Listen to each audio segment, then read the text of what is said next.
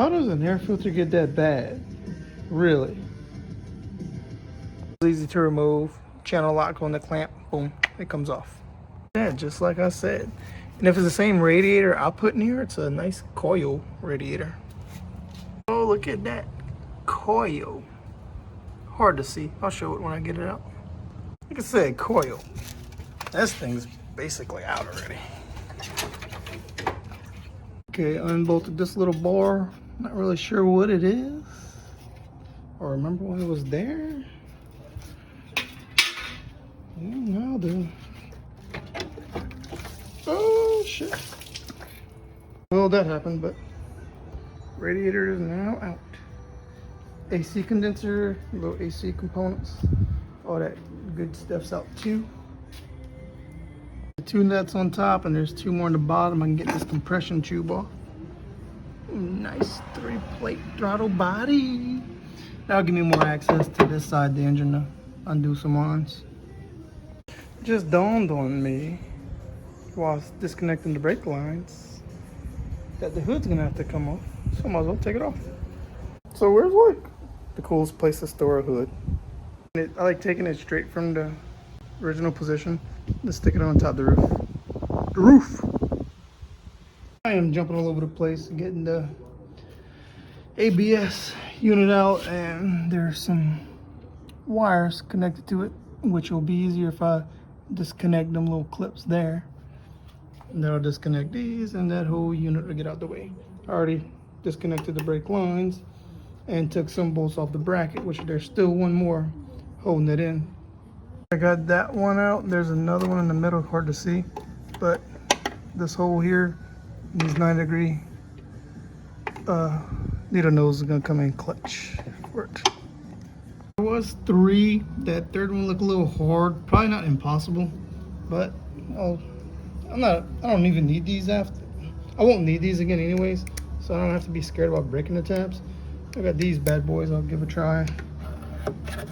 See how they do.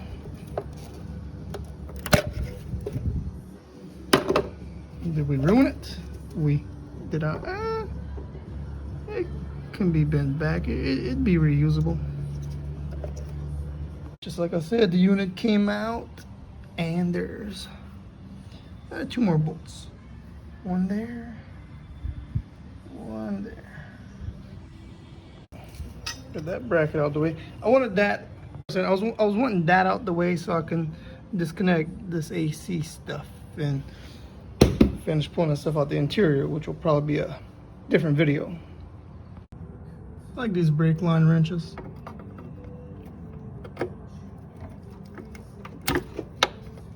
All that brake jazz is out the way. Well, disconnected the lines here, and it kind of fell right inside, so that was good work.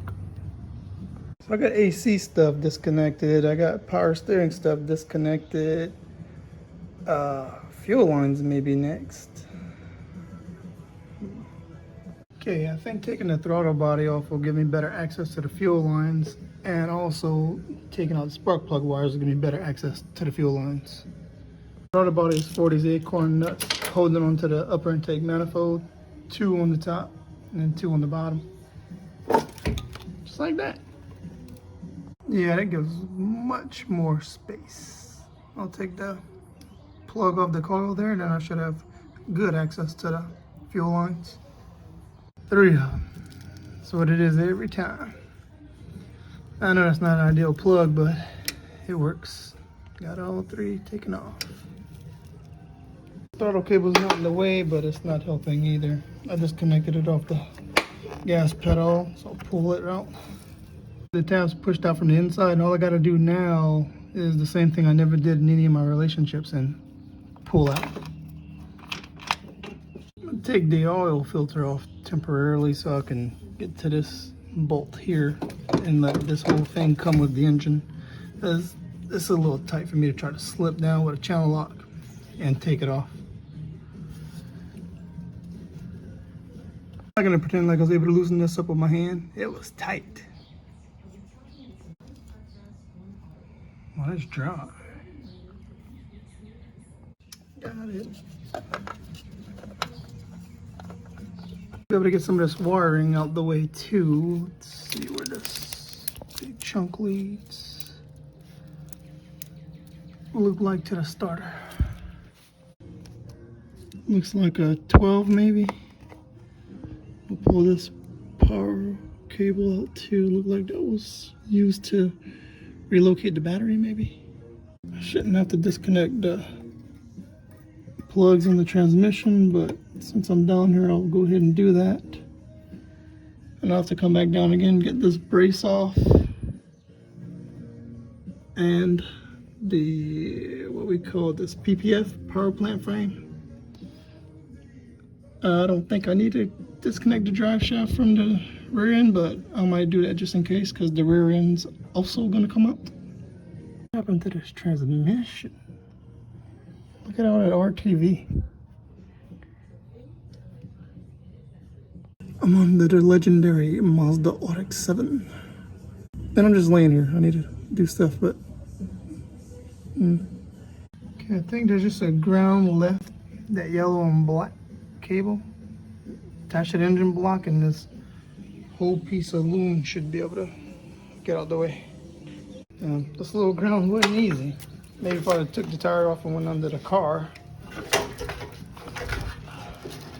I'm gonna go inside and disconnect off the fuse blocks, and that should be able to release this piece and get it all over. I think the main part of it comes out the passenger side, if I remember right.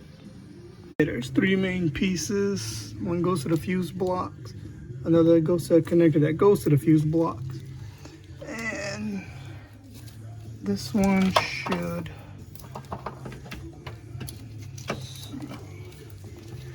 just cut some of these pieces of tape off and disconnect. Yeah. These are the two pieces that'll come out. God, I knew that fuse box was gonna be some trouble.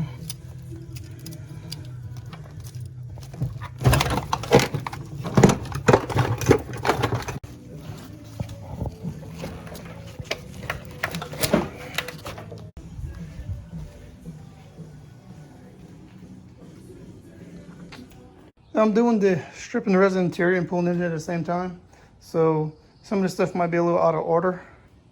I'm not sure. The turbo manifold is not in the way, but I'll remove it. I mean, basically only has one 14mm nut holding it on anyways. This is loose. The two on the bottom don't have a nut, they're just on the stud. Like there's some more wires for the engine that connect to the main loom. I'm going to take off the intake manifold and disconnect that. Like I already got some of them disconnected. It's gonna come off. This one's gonna go on. That's an easy off. Cool. All these were easy. I think the cowl peg may have to come too to get to some other wires. The oil filler neck off. There's some plastic bag in there. Good thing I didn't try to just turn this thing over, get it running as is. There's a lot of nuts and bolts and clips that were just kind of hand tight on here. I would have to take it apart, and like this is something disconnected here. I'm not sure. That don't look normal. So yeah, I would have to take this apart and reassemble it anyways. I might have done a bunch of work for nothing. Plus there's this piece here. I don't know where it goes. Maybe the alternator would have to be removed. I'm not gonna do that. I could just take the engine loom with it in one piece. Yeah, I should have went and looked inside and seen how much had to come out. So all this can come together when the engine's pulled. That works out. Thought so. I thought it worked like that. Right, upper intake manifold back on. That's going to be a picking point to lift the engine out, and this will be the other picking point. So almost time to bring the hoist here, but not quite yet. I got to go underneath, disconnect the engine mounts. Probably disconnect the oil cooler too, just to not have as much stuff dangling in the way. So a few more things on the front. Now go underneath, disconnect the engine mounts, and disconnect the transmission off that PPF. And then it should be able to be ready to come out. That was stupid. I disconnected the power steering line before putting the oil can. I believe I'm good up here. I'm gonna go underneath and disconnect engine mounts and the transmission mounts.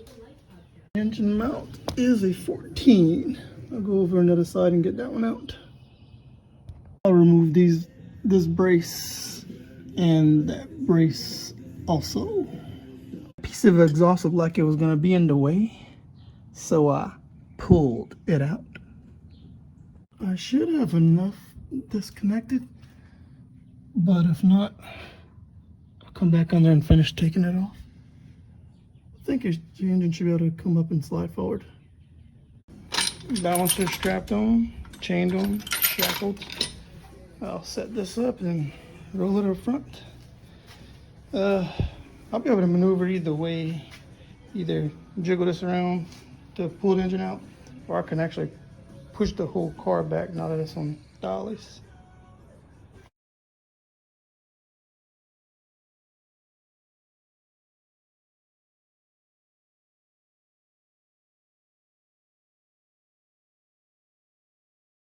Out good. I might have didn't plan again for a fluid leak. The transmission when the drive shaft came out of it. But let that drain a little bit, then I should be able to just pull it forward, lift up a little more. Yeah, may have to pull out the garage a little bit to clear. I'm not sure. I can shorten the chains. That's another option.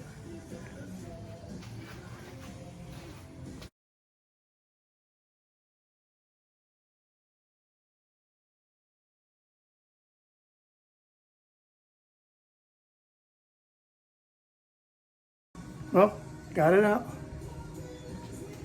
I got some cleaning up to do, but it's done.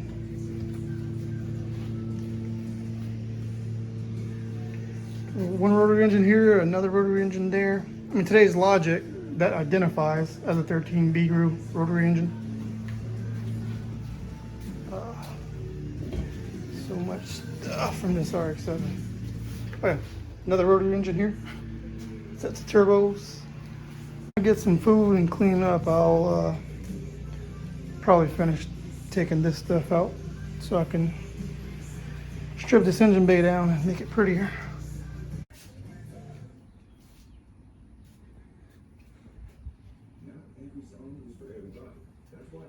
I just had a few whoopsies, but besides that, it's pretty successful.